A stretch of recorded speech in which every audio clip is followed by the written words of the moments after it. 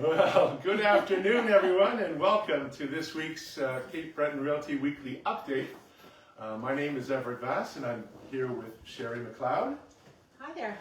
And this week we have a special guest, Frank Bauer, who's going to be joining us. And so the point today is we're going to be talking about the experience of a new wave of buyers in Cape Breton. People that are coming from away, and in Frank's case, he came from Europe, Germany. So Frank's going to tell us a little bit about his experience. The fact that we've got a new wave of buyers coming in to the market, it really is having an impact. We're seeing it. There's a great deal of interest, attracted by a lot of the same things that we've said all along about the lifestyle and the fact that there's people are liking the fact that it's much more affordable to buy land and have buy homes and properties, residences here, and the fact that there's just such natural beauty surrounding you in all cases. Well, I think we should probably start with asking Frank to tell everybody where he came from. From the nicest, most beautiful town, of course, in Germany, which is Munich. Of course. I come from In Bavaria. Bavaria, yeah. Bayern, yeah. Where the good beer is from, where the mountains are, the lakes, good food, The best schnitzels. Yeah. nice people. Nice people. Bavaria is like the Cape Breton of Germany. Germany. Yeah, It that's is. I firmly believe that. They have the friendliest people. They have the best food. Well, in Germany, everybody mocks us, but everyone I feel wants your to come and live with us. I feel your pain. We can relate.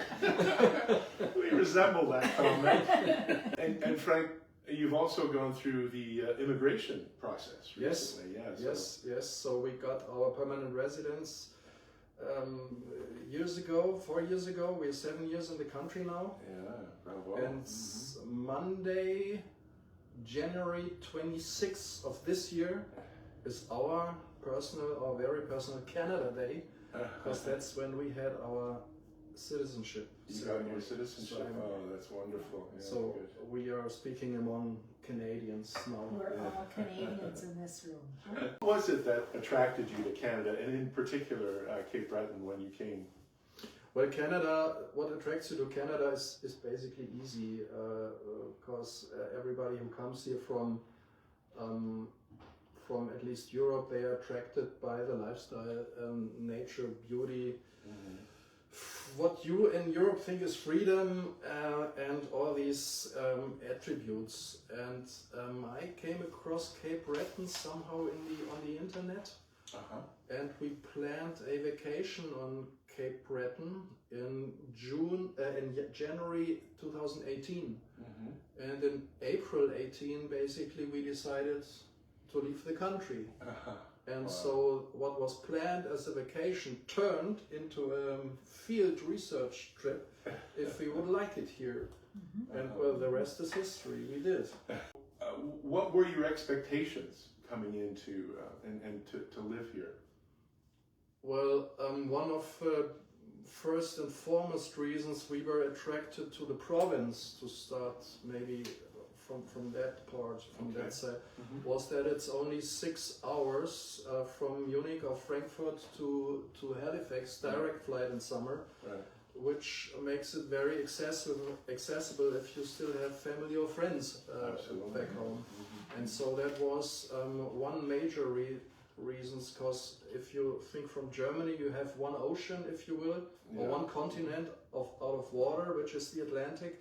And then if you travel, let's say, to the west coast, you have another continent, which is land. Double the distance. Double the distance. Yeah. What I learned about Cape Breton, I found quite attractive. Solitude, then this rugged charm of this Atlantic lobster fisherman culture, this coastal culture. It's remote, but not too far off the beaten path. So these were the things that attracted us to particularly to Nova Scotia, Canada, and Cape Breton in particular. What was the sort of the most, the best things and the most difficult things that you had to adjust to? Well, there are many things that are. I could tell you stories for hours on end. Okay. But maybe to one story I would like to maybe share because it says so much about our experience here, coming here as newbies. Yeah. But also about this area.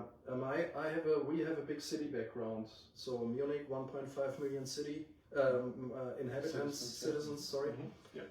I in particular have not a gastronomy background, but I was organizing very prominent and Europe-wide acknowledged festivals for whiskey and spirits and for craft beer. So I have a natural background in gastronomy, bar gastronomy, hospitality Yeah. kind of. Yeah. It's not my background, but I was working in that field. And so most of the Munich, but many of German, Europe leading bartenders were my friends and educated us. Mm. And then I started reading the menu. I started watching the waitresses. I started watching the people. I started watching the ambience. And I learned so much about Cape Breton in this very moment, because that's how it is here.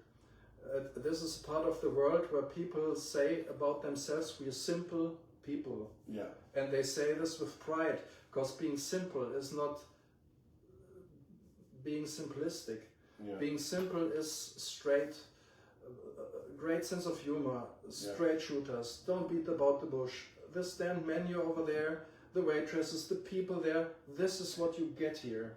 This is how it is here. And if you like that, it's simple but honest and lovable, and there's nothing fancy, but it's honest. Yeah, honest is the right word. If you like that. Yeah. When you're here, you feel at home. If you like that, welcome to Cape Breton. Yes. Yeah. You have a chance. I don't say you will become happy here, but you have a chance to become happy here. All the obstacles have been removed. If you do not like that, if you do not like what you see here, get the beep out. And so this was a very, I say this consciously, because it's a simple part of the world, but it's a very honest part of the world. What you see here, how people are, what they are not. Nobody pretends, where I come from, everybody pretended to be rich, to be beautiful, to be this facade, This facade, you don't have this here. No, yeah. It's a very honest part of the world. And if you like that, developed, intelligent form of simplicity, which is a gem in today's world, at least in the world where I come from. It's to be cherished. And this was one of our most impressive. I mean, still after 7 years, I bring this example. So this was, I was sitting there and I was watching around and said, okay, this is how it is here. And another experience, maybe I want to share 2 more with you.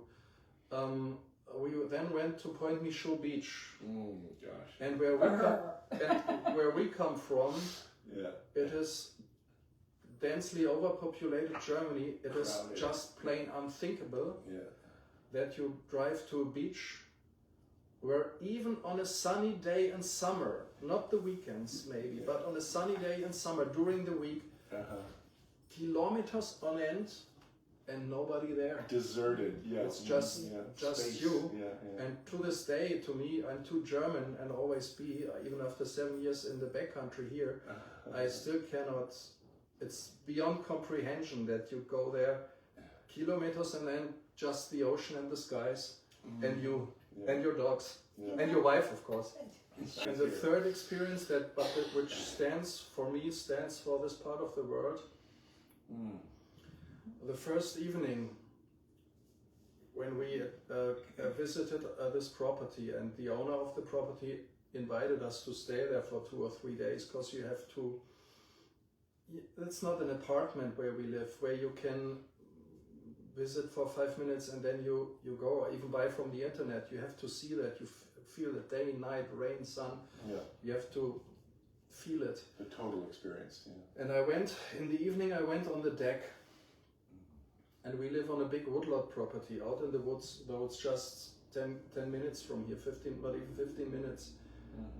And in Europe, or Germany at least, silence is defined as absence of noise. There's always something, an airplane, a motorcycle, a car, even on the countryside, there's always a railway. An ambulance or An ambulance, yeah. and if you do not have that, that's what we consider silence. Silence here, and I don't want to overdo it, but silence here is almost a transcendental, you say this in English? Transcendental, yeah. Transcendental, physical experience. The silence that you have here has almost something, it's a physical feeling. You can feel that it embraces you, and it's an almost totalitarian experience. It's overwhelming. What about your, when you get up in the middle of the night and you look outside and you look at the stars in the sky?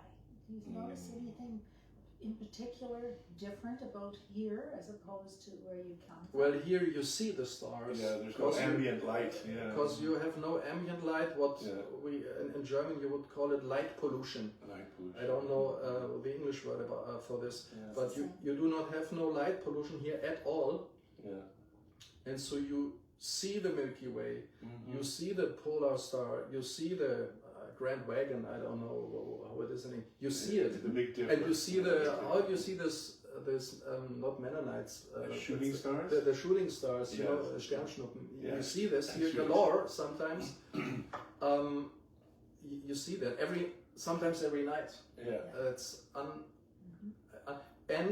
but the good thing here is on Cape Breton, if you choose your location on Cape Breton wisely, you have the best out of both worlds. You have this unspoiled nature and the silence and the wild.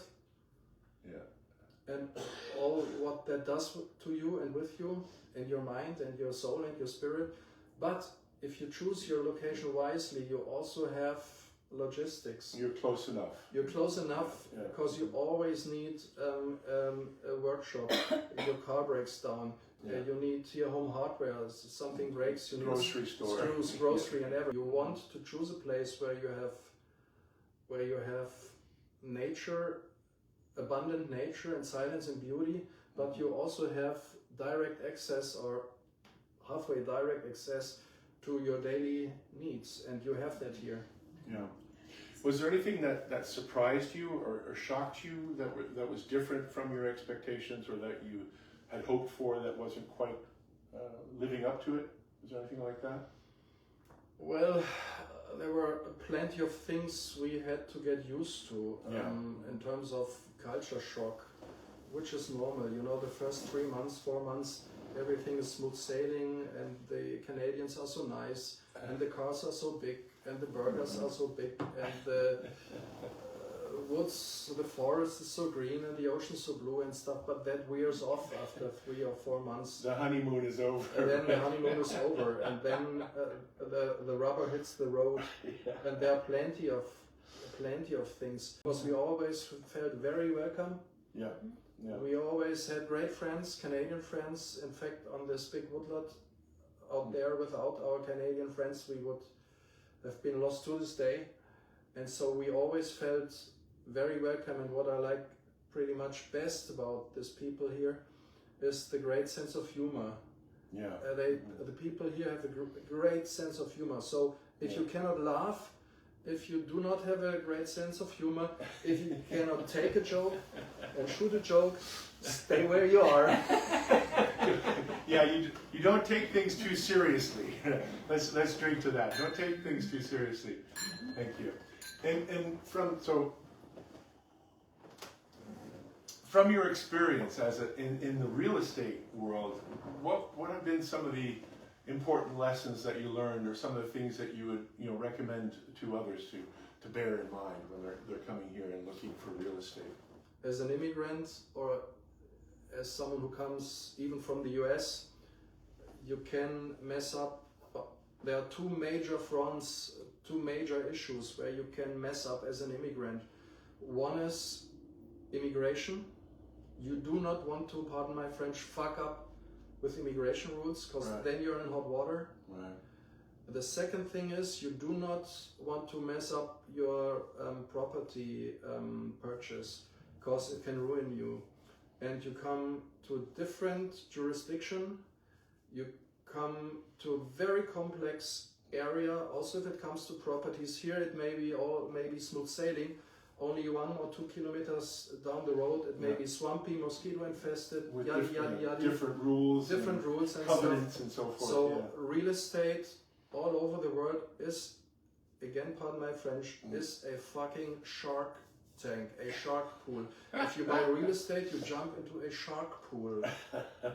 And so I could illustrate this with many examples, but you want, and I don't say this because I'm sitting here now for Cape Breton Real Estate. Yeah, we paid them. Yeah. No, Not really. yeah, but only in whiskey. That's not enough. No, it's really important. I even dare to say, whatever your path you choose, be it with an agent or without an agent, you have a very fair chance to sink 6 digits amounts if you do not know what you're doing. So that is, and I know plenty of people who thought they were smart asses, buying from private, buying from the internet, not even being here once. I know 2 cases who bought land here from the internet, just cheap. Yeah, it was a bargain. Relatively, yeah. Why is something cheap? And why is it such a bargain, and why is it that you didn't get to come see it before you paid the money? And then they came here to find out, I know there's 2 cases personally, to find out it was a swamp. So you really, especially in areas like this, and you have to know these things. Yeah. Or you have to know people who know these things and steer you through these waters. Yeah. That's my point. Yeah. Tricky. If you don't know, you Yeah. don't know what you If you don't know before yeah. you get I do not, guys, I do not want to overcomplicate this. But I just want to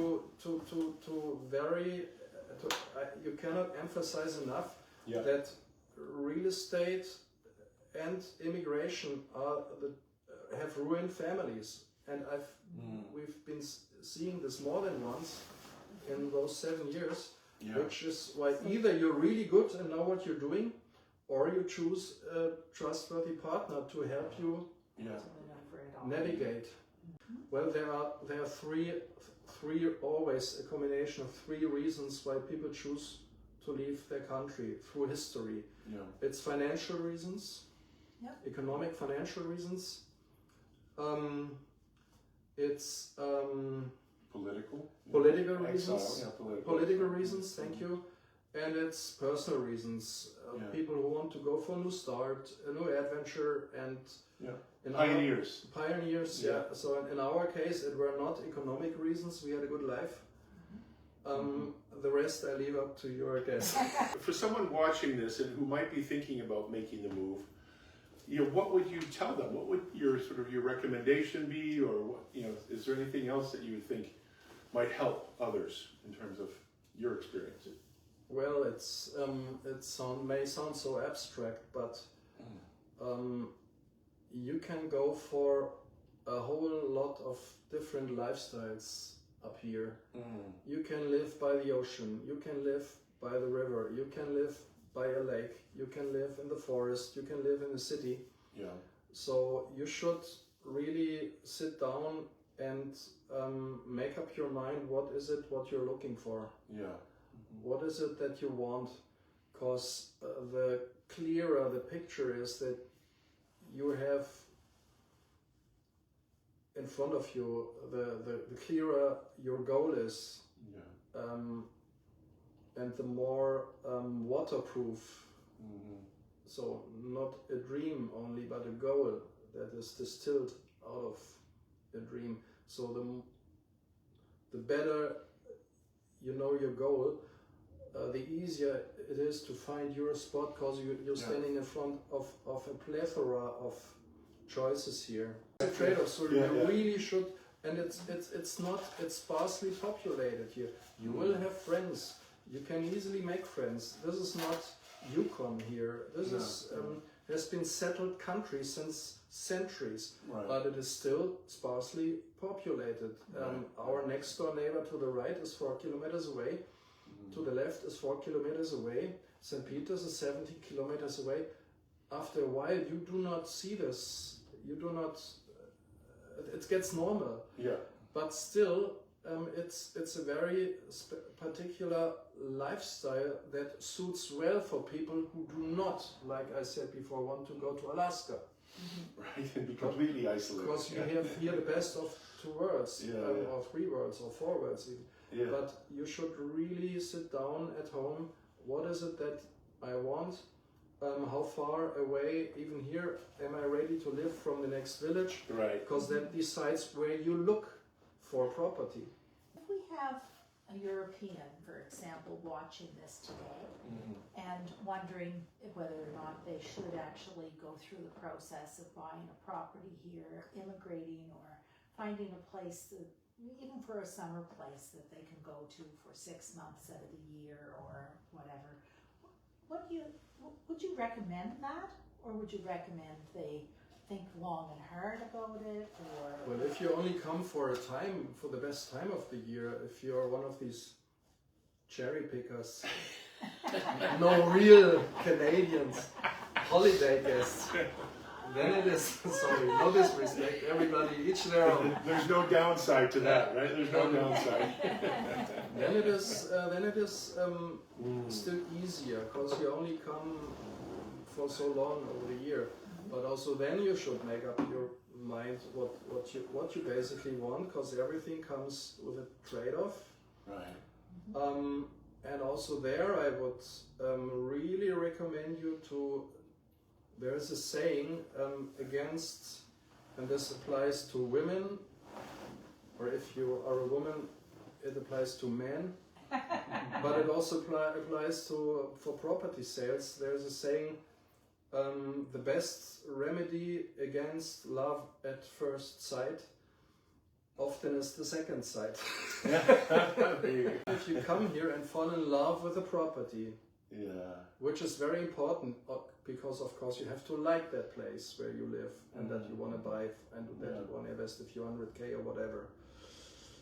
But don't let that overshadow your judgment, because like I said before, check the rights, the right of way, check if it's migrated, check the freshwater situation, check the river or the coastal situation, erosion. Check erosion. We have heavy rains here. Check the drainage. Check. So yeah, fall in love, but don't let this overrule your judgment. Local realtor that knows the area will be able to advise you on those things, correct? Especially as you, as a potential buyer, you do not pay her commission or his commission. It's the seller who pays it. So if you ask me, look, make up your mind, do your homeworks. Well, thank you, Frank. That was very, that was very insightful. And so just to wrap it up, I think, we're seeing a lot of great new energy. We're seeing new faces coming into the community here. We welcome that. We welcome you. It's so nice to get to know you, Frank. And Frank and I are doing some other things within the community as well that we're getting involved with, which is fun. So whether you're buying or selling or looking to, come to Canada for the first time and seeking some property, we're here. Sherry and I can help you definitely, and our entire team is, good professionals that you can trust, and that's what it's all about. Right on. Sherry, would you care just to sign off then? Okay, thank you, Frank. Love having you. We will do it again.